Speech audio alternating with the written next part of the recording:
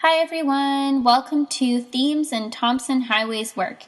If you haven't done so yet, I recommend that you take a look at what makes Native theater native, the characteristics and themes, just so that you'll be able to understand this content a little bit better. And if you're about to do that, I'll see you back shortly. The Res Cycle is a series of 7 plays, some of which are not published yet. 3 plays included in this discussion, which are already published, are The Res Sisters, which Highway finished in 1988, Dry Lips Oughta Move to Kapuskasing, which he finished in 1989, and Rose, which he finished in 2003.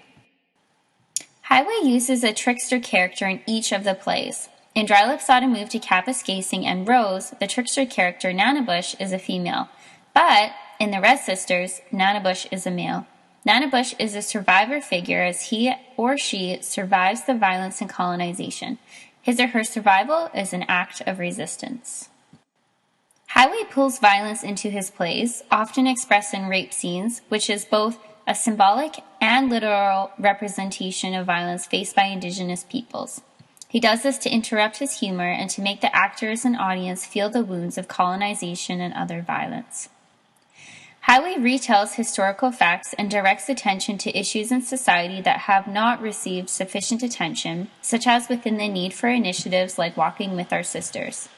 Hayden Taylor notes that another potential reason for including rape scenes in Indigenous theater is to represent the horrific amount of sexual abuse that exists in Native communities because of the residential school system, because of alcoholism, because of the breakdown of extended families, because of adoption. Remembering, even though it is painful, is an important part of the healing process in which the trickster character, Nanabush, helps with.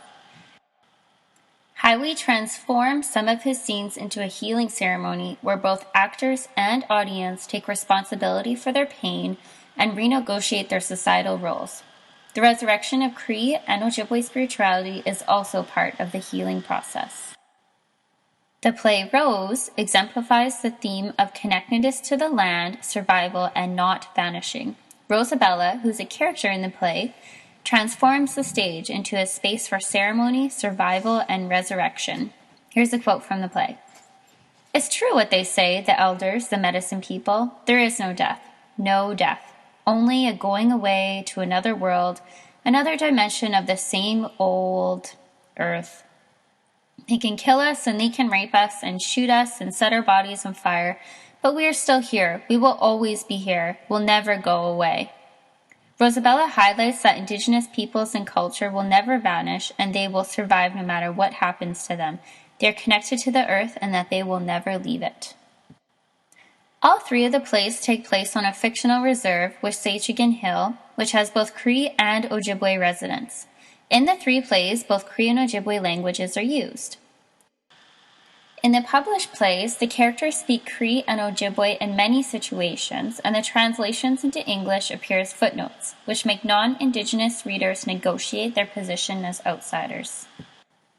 After this short discussion, we learn that there are various characteristics and themes in Highway's work as a form of Indigenous cultural production. Highway uses theater and his stories to promote healing and to tell the story of Indigenous culture in an Indigenous way.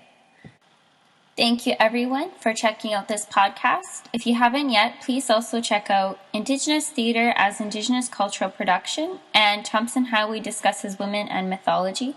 They are both blogs that I have written for your further learning on this topic. Thank you.